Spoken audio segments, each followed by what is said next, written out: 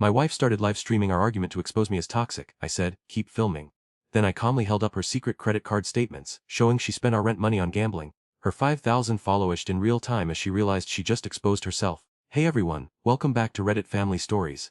Trust me, this one's a roller coaster. Alright, let me take you back to 3 days ago when my entire life imploded in the most public way possible.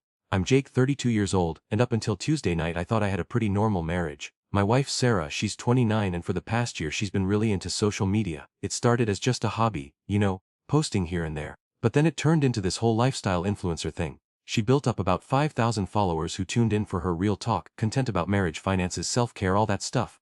The irony of what I'm about to tell you, absolutely insane. So Tuesday night I come home from work around 7. Long day, I'm tired, just want to relax. I walk in, and Sarah's already in the living room setting up her ring light and phone. I'm used to this by now, so I just head to the kitchen to start making dinner. Hey, can we talk about the rent? I call out from the kitchen. No answer. I walk back to the living room. Did you hear me? The landlord texted. Rent was supposed to be paid on the 1st.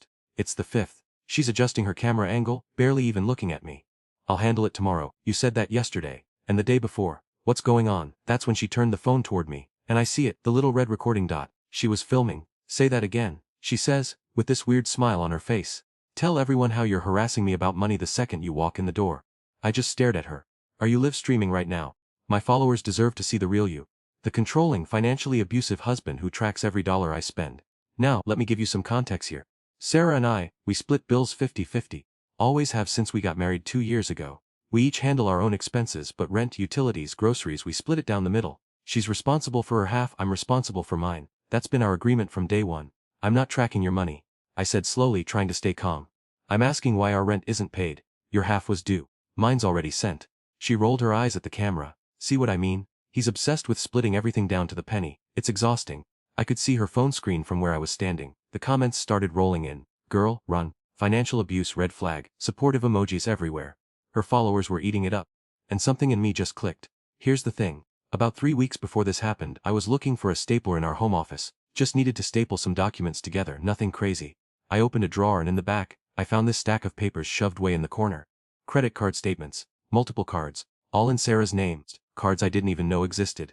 And the charges? Online casinos, sports betting sites, daily fantasy leagues, thousands of dollars over several months. I took photos of everything with my phone.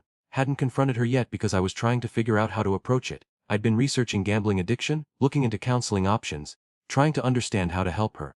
But I guess she made that decision for me. You know what? I said, looking right at her camera. Keep filming. I pulled out my phone, opened my photos, and started airdropping the statements to our smart TV. Our 65-inch TV that was right behind her, in full view of her camera. Let's show your followers the real story. The first statement popped up on the screen. March credit card bill, 200 in charges. All gambling sites. Her face went completely white. What are you doing? She jumped up trying to block the TV, giving them context. I said, staying calm. You want a real talk? Let's talk real. April's statement appeared, 2,800. Then May, 4th, 100. The comment section on her phone went absolutely insane. I could see it from where I was standing. She dropped her phone on the couch. Turn it off, she screamed. Why? I thought we were being transparent with your followers. I pulled up the last photo, her secret savings account, the one she'd opened without telling me, showing a balance of 127. She'd had 8,000 in there 4 months ago. I knew because she'd mentioned it once, bragging about her emergency fund. You spent our rent money at online casinos. I said, still keeping my voice level. That's why it's not paid. And based on these statements, this has been going on since February. She lunged for the TV remote. Missed, tried to grab my phone. I just stepped back. Stop! Stop! You're ruining everything! I'm ruining it. You've been gambling away thousands of dollars while telling your followers you're a financial wellness advocate. While telling them I'm the problem. She finally got to her phone and ended the stream. But the damage was already done. We sat there in silence for what felt like forever, but was probably only 30 seconds. How long have you known? She asked quietly. 3 weeks. Found the statements by accident. And you were just waiting. I was trying to figure out how to help you.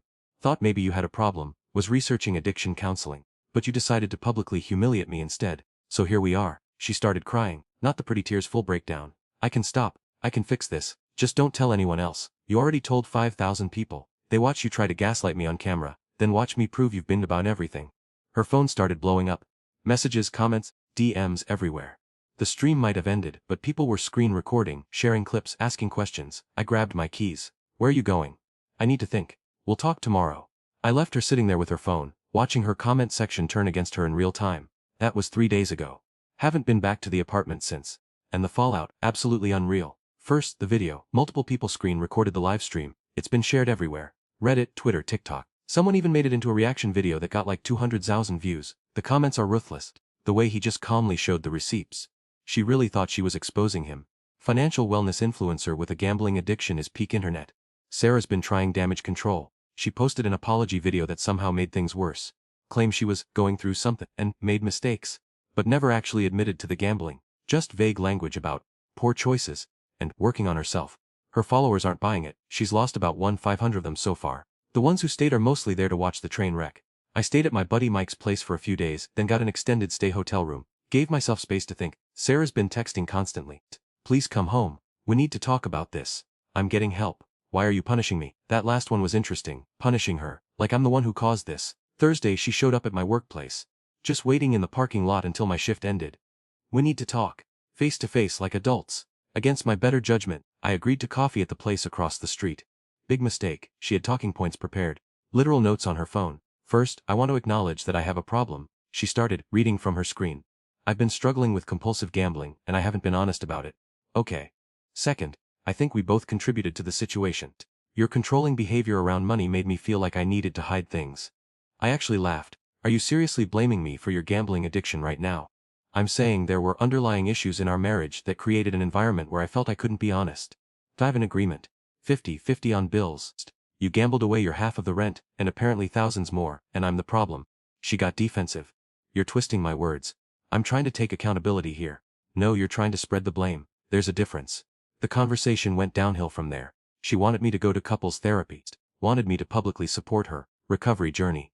Wanted me to tell people we were working through it. Why would I do that? I asked. Because we're married, because you supposedly love me. You know what? I do love you. Or I did. But you've been lying to me for months. Stealing money from our household budget to feed an addiction. Then you tried to make me look like the bad guy on the internet. Why would I help you save face? She cried. Real tears this time. I made mistakes, I know that. But I'm begging you, please don't give up on us. I'll do anything. Anything except take actual responsibility, apparently. I left her the coffee shop. She posted about it later. Some story about how her husband abandoned her in her time of need and refused to support her mental health journey. More followers dropped off. Saturday things escalated. Her mom called me. Never liked me much, but this was a new level of hostile. Do you have any idea what you've done to my daughter? I do, you too. She's devastated, humiliated. All over the internet because of you. I showed some credit card statements. She's the one who decided to live stream an argument and lie to thousands of people. Those are private financial documents. You violated her privacy. They're statements for credit cards I didn't know existed, charged up with money that should have gone to our rent. Privacy kind of went out the window when she made our marriage public content. She has a disease. She needs support, not judgment. I agree she has a problem. I was literally researching treatment options when she decided to ambush me on camera. If she'd been honest with me at any point, we could have handled this privately. Her mom wasn't hearing it. Told me I was cruel, heartless, that I never deserved her daughter anyway. I blocked that number. Sunday night, I went back to the apartment to get more clothes. Sarah was there with her best friend Emma. They'd clearly been talking about me because they both went silent when I walked in. Can we have a minute? Sarah asked Emma. Emma gave me this disgusted look and left. I filed for separation. Sarah said, once we were alone, honestly relief. Okay. That's it, just okay. What do you want me to say? I want you to fight for us. I want you to care. I did care. Past tense. You killed that when you tried to destroy my reputation to cover up your own mess. One mistake. I made one mistake and you're throwing away our whole marriage. One mistake. You've been gambling for months, lying for months, then you weaponized your platform against me. That's not one mistake, that's a pattern. She started yelling about how I was abandoning her. How I was, just like Hertha. How I'd regret this. I packed my stuff and left. Got a text later that night. Hope you're happy. You destroyed my life. I didn't respond. It's been 2 months since the livestream incident. Time to wrap this story up. The divorce is moving forward. Still not finalized. These things take time, but we're getting there. Sarah dropped the alimony demand after discovery revealed the full extent of her debt. Turns out she owes about 45,000 across various credit cards, personal loans and one payday loan situation that made even my lawyer wince. She's also facing consequences from the identity theft attempt. Yeah, that happened. She tried to open a credit card in my name after I left. No charges were filed. I didn't push for it, but it's documented. The apartment is gone. She couldn't afford it on her own.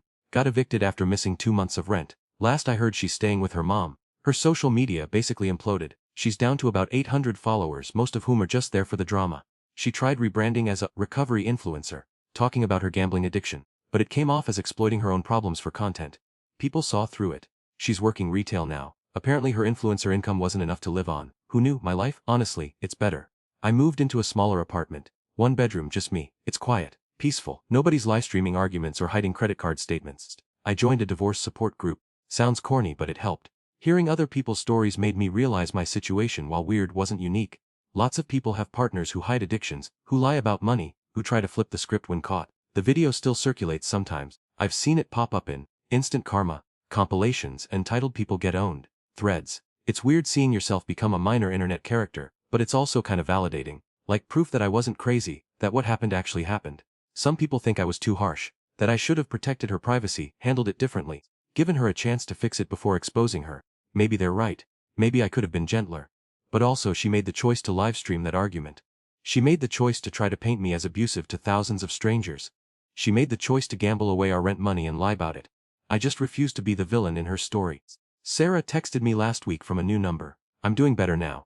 In J meetings, working on myself. I know we're over, but I wanted you to know I'm getting help. I didn't respond. Showed it to my therapist instead. Yeah, I got one too. How does that make you feel? She asked. Tired. Just tired. Do you want to respond? What would I even say? Good for you?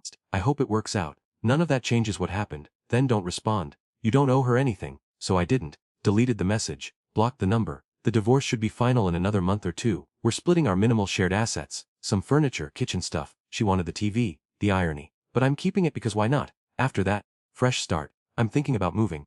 Different city, different job. Nothing dramatic, just somewhere else. Somewhere people don't recognize me from a viral video. My buddy Mike asked me if I regret any of it. The statements on the TV, the public exposure, all of it. Nah, I said. She wanted the truth to come out. It did. Just wasn't the truth she expected. He laughed. Cold man.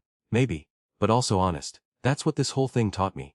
You can't control other people's narratives, but you can refuse to play a role in their delusions. Sarah wanted to build her brand on being a financial wellness guru while secretly drowning in gambling debt. Wanted to portray herself as a victim of financial abuse while stealing money for online casinos. Wanted to expose me as toxic while being the one causing harm. All I did was show up with facts. The followers, the consequences, the fallout. That's all on her. I'm done carrying guilt for refusing to be gaslit. Moving on now. For real this time. So that's my story. Absolutely insane, right? If you enjoyed this video, or if you have thoughts on how I handled things, drop a comment below. And seriously, if you haven't already, hit that subscribe button. We post stories like this all the time on Reddit Family Stories, and you won't want to miss what's coming next. Thanks for watching, and I'll see you in the next one.